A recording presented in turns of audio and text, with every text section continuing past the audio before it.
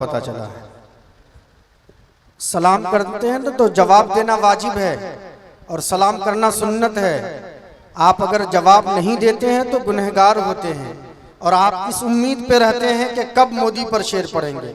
रास्ते में आते हुए कई लोग मुझसे फरमाइश कर चुके, हजरत मौलाना इब्राहिम साहब कई लोग फरमाइश कर चुके। मैंने कहा कि भाई जलसे में आया हूं मैं, मोदी की तारीफ या उसकी हिजो करने के लिए नहीं आया हूं मैं, लेकिन बहरहाल वक्त आएगा तो मैं सब पर पढ़ूंगा।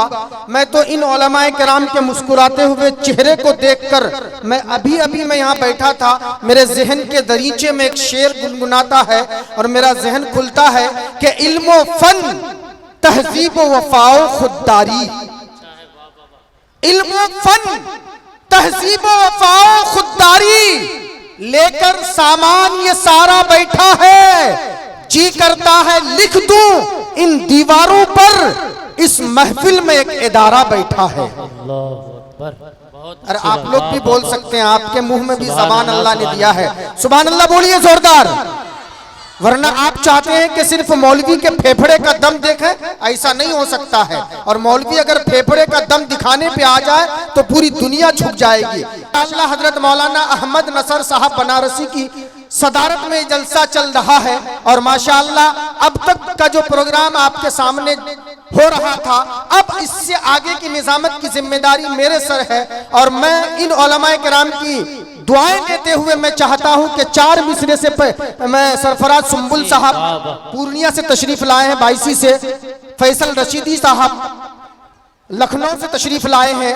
और मैं सबसे पहले शुक्रिया अदा करूंगा हजरत मौलाना निसार अहमद साहब कासमी, मोहतमिम जामिया इस्लामिया सैयदना अबू बकर सिद्दीक नारायणपुर भागलपुर का, और हजरत मौलाना इबादुल्लाह साहब का, कि उनकी दावत पर मैं आज आपके इस दयार में दूसरी मर्तबा आया हूं। और इंशाअल्लाह मुझे उम्मीद है कि आप लोगों की दुआएं रही तो इंशाअल्लाह आता रहूंगा। लेकिन 4 मिसरे से हजरत उलमाए किराम की दुआएं लेते हुए कि खुदा बंदा मैं तेरे नाम से आगाज करता हूं, खुदा बंदा मैं तेरे नाम से आगाज करता हूं, तेरा बंदा हूं, तेरी रहमतों पर नाज करता हूं, फकत तेरी मदद व इस्तानत के भरोसे पर मुझे उड़ना नहीं आता मगर परवाज करता हूं। अरे सुभान अल्लाह बोल दो अच्छे लोगों, सुभान अल्लाह। जब शेर समझ में आए, अच्छा लगे तो सुभान अल्लाह बोलना चाहिए, उससे नेकियों में भी इजाफा होगा और आपके बैठने का फायदा हासिल हो जाएगा। इसलिए बोलेंगे इंशाअल्लाह, बोलिए दोनों हाथ उठा के सुभान अल्लाह माशाअल्लाह। हजरात, अब मैं चाहता हूं कि यह महफिल इस हालात में पहुंच चुकी है कि अब इस महफिल में तिलावत कलामुल्लाह से इस बज़्म का आगाज कर दिया जाए। इसलिए आज के इस फहरिस्त में तिलावत कलामुल्लाह के लिए जिस शख्सियत का नाम सरे फहरिस्त है वो है हजरत मौलाना हाफिज व कारी तुफैल अहमद साहब समस्तीपुरी। मैं उनसे गुजारिश करूंगा कि ज़िया नूर की बरसात होने वाली है। मेरी जान बोलो एक मर्तबा सुभान अल्लाह, कि ज़िया नूर की बरसात होने वाली है। सुनो तिलावत आयात होने वाली है। पहुंच गया हूं मैं तसव्वुर के तूरे सीना पर, खुदाए पाक से हमारी बात होने वाली है। हजरत मौलाना तुफैल साहब माइक पर दरूद पाक पढ़ लीजिए। अल्लाहुम्मा सल्ली अला मुहम्मद व अला आलि मुहम्मद कमा सल्लैता अला इब्राहीम व अला आलि इब्राहीम इन्नका हमीदुम मजीद। अल्लाहुम्मा बारिक अला मुहम्मद व अला आलि मुहम्मद कमा बारकता अला इब्राहीम व अला आलि इब्राहीम इन्नका हमीदुम मजीद।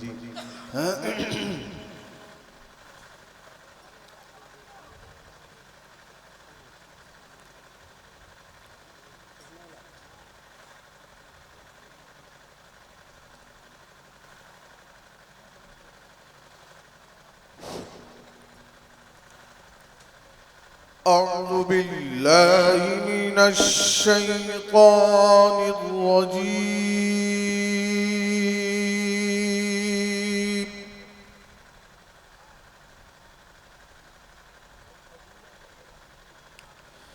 बिस्मिल्लाहिर रहमानिर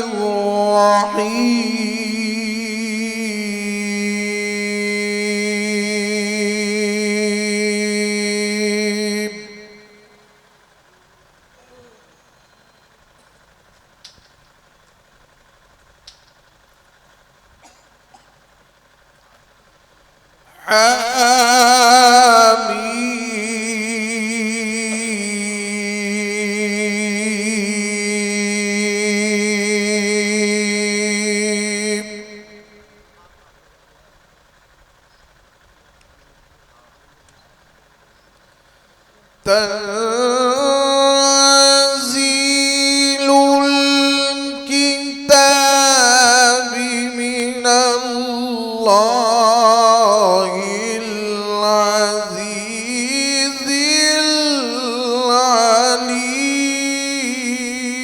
العليم.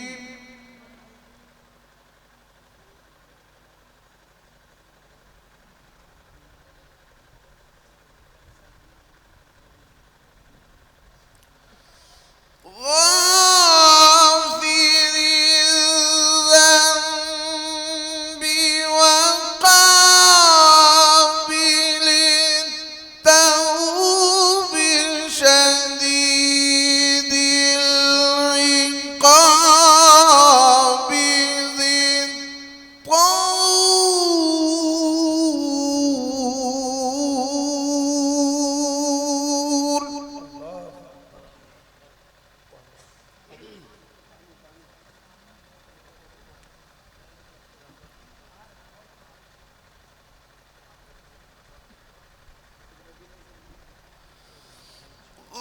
غافر الذنب وقابل التوب شديد العقاب ذي الطول.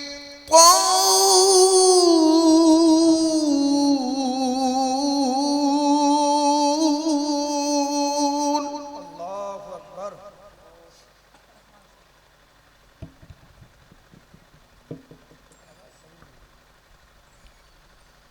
لا إله إلا هو إليه المصير.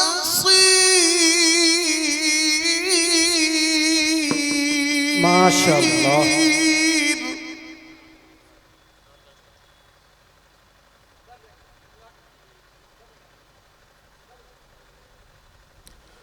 ما يجادل في آيات الله إلا الذين كفروا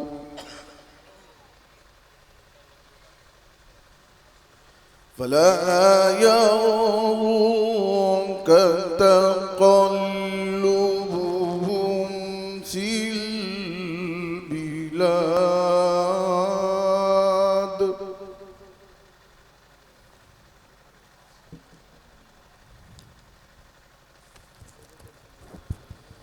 كذبت قبلهم قوم نوح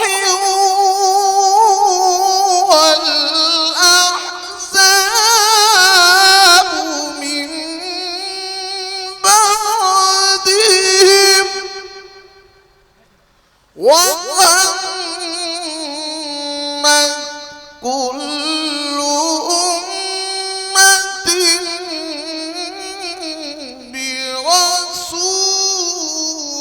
برسولهم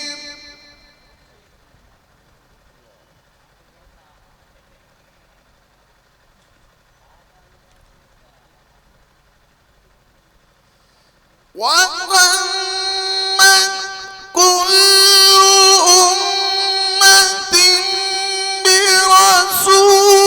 برسولهم ليأخذوه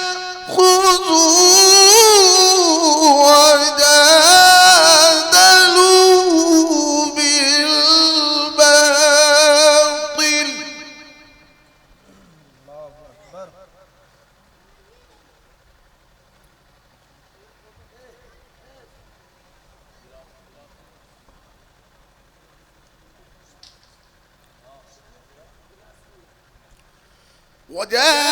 وجادلوا بالباطل ليدحضوا به अल्लाहु अकबर। فأخذتهم فكيف كان عقاب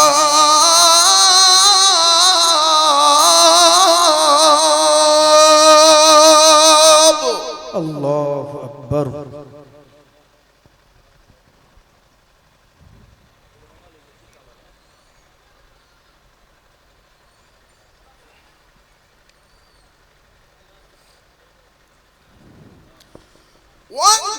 وكذلك حقت كلمة ربك على الذين كفروا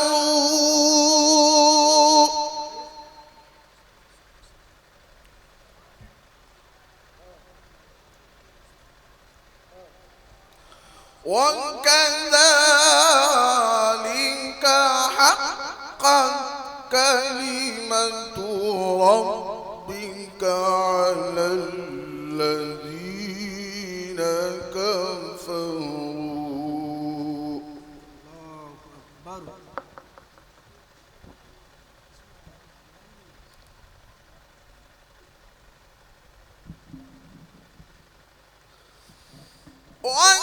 وكذلك حقت كلمة ربك على الذين كفروا أنهم أصحاب النار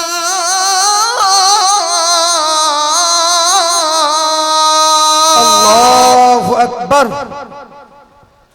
الذين يحملون العرش ومن حوله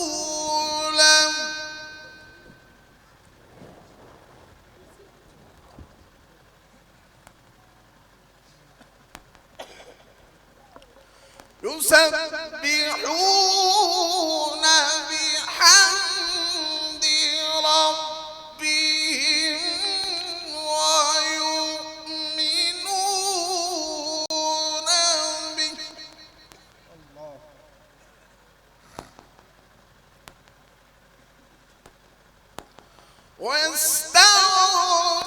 ويستغفرون للذين آمنوا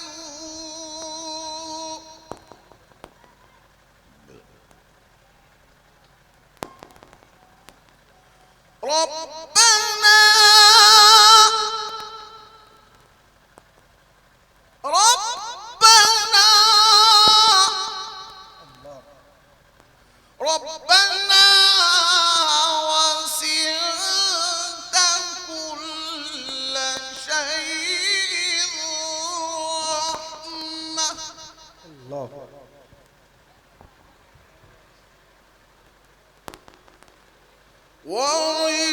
وعلما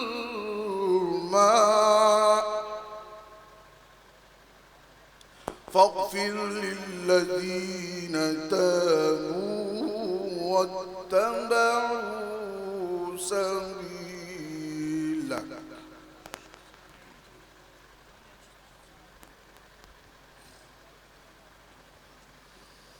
ربنا وسعت كل شيء رحمة وعلما فاغفر للذين تابوا واتبعوا سبيلك अल्लाहु अकबर। واتبعوا سبيلك وقهم عذاب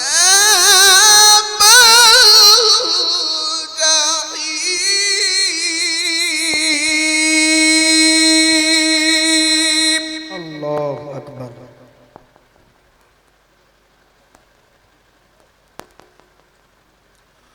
وكذلك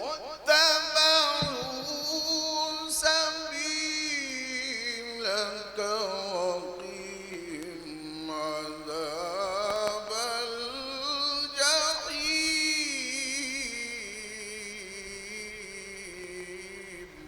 ما شاء الله.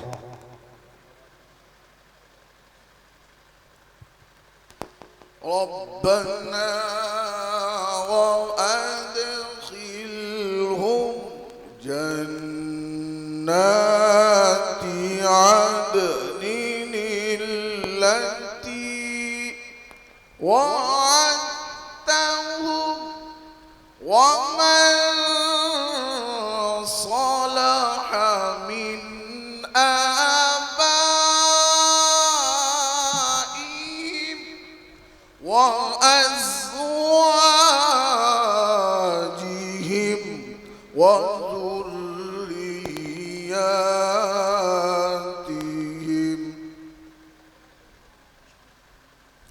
إنك أنت العزيز الحكيم.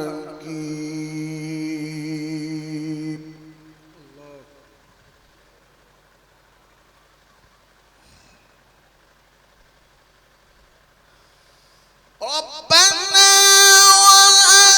وأدخلهم جنات عدن التي وعدتهم ومن صلح من آبائهم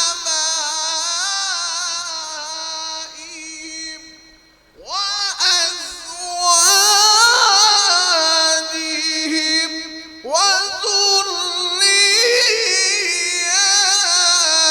وذرياتهم إنك أنت العزيز الحكيم.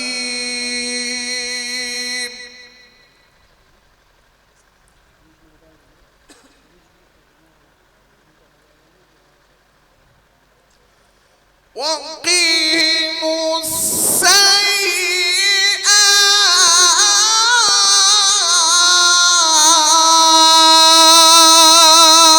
السيئات ومن تق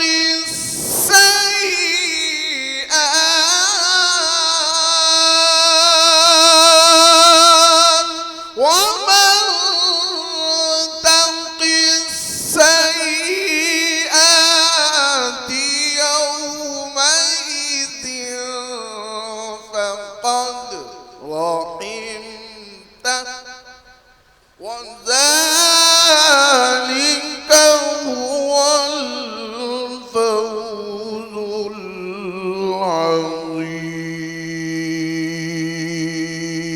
العظيم. صدق الله مولانا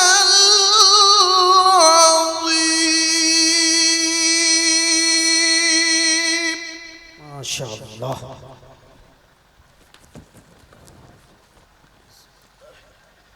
हजरात,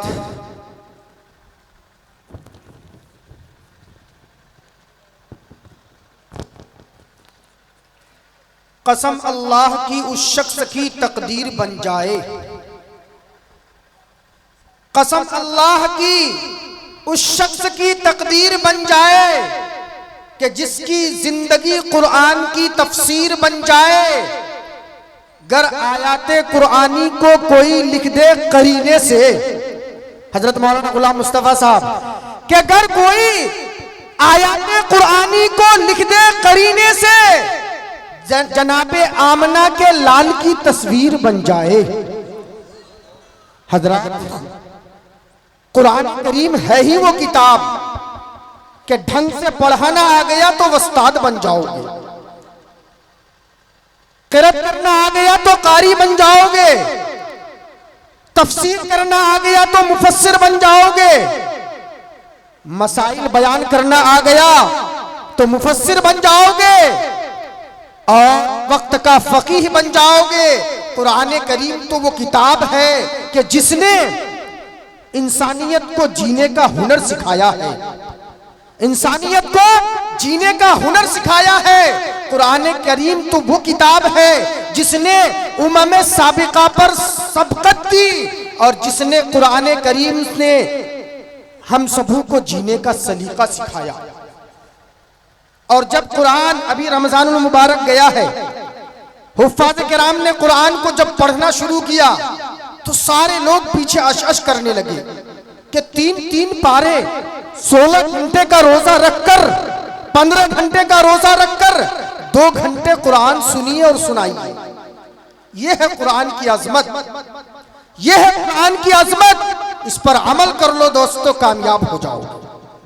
अमल कर लो, कामयाब हो जाओगे। बहरहाल मैं एक मिसरा पढ़ना चाहता हूँ उलमाए किराम की मौजूदगी में कि रोशनी का कुछ न कुछ इम्कान होना चाहिए। मौलाना इबादुल्लाह साहब बहुत उस माइक को लेकर थोड़ा बोला भी कीजिए, वो माइक बोलने ही के लिए है, खामोश बैठने के लिए नहीं। सरफराज भाई फैसल रशीदी, मौलाना इबादुल्लाह साहब इससे पहले अपने जलसे में बुलाए थे, अब दूसरी मरतबा यहाँ आया हूँ। देखिएगा मौलाना उलमाए किराम यहाँ तशरीफ फरमा है, हजरत मौलाना इब्राहिम साहब की दुआएं लेते हुए कि रोशनी का कुछ न कुछ इम्कान होना चाहिए, बंद कमरे में भी रोशनदान होना चाहिए। वाह, बहुत खूब। बंद कमरे में भी रोशनदान होना चाहिए। वो जो अनपढ़ है चलो हैवान है तो ठीक है, वो जो अनपढ़ है चलो हैवान है तो ठीक है, हम पढ़े लिखों को तो इंसान होना चाहिए। वाह वाह, बहुत। हम पढ़े लिखों को तो इंसान होना चाहिए। और मुस्लिम टोला के लोगों, हिंदू मुस्लिम जो भी लिखा हो माथे पर मगर, हिंदू मुस्लिम जो भी लिखा हो माथे पर मगर, हमारे सीनों में तो हिंदुस्तान होना चाहिए। बहुत खूब। अरे बोल दो अच्छे लोगों सुभान अल्लाह। वरने मेरे पास तो वो इंजेक्शन भी है, वो कैप्सूल भी है कि मैं बुलवा के छोड़ूंगा इंशाअल्लाह। के खजाने को वो एक रत्ती समझकर बेच डालेगा। आप कहां पहुंचेंगे? मौलाना गुलाम मुस्तफा साहब इस्लाही की मुस्कुराहट बता रही है कि कहां पहुंच रहे हैं आप लोग। बोलिए दोनों हाथ उठा के सुभान अल्लाह। के खजाने को वो एक रत्ती समझकर बेच डालेगा, चंदन को वो अगरबत्ती समझकर बेच डालेगा।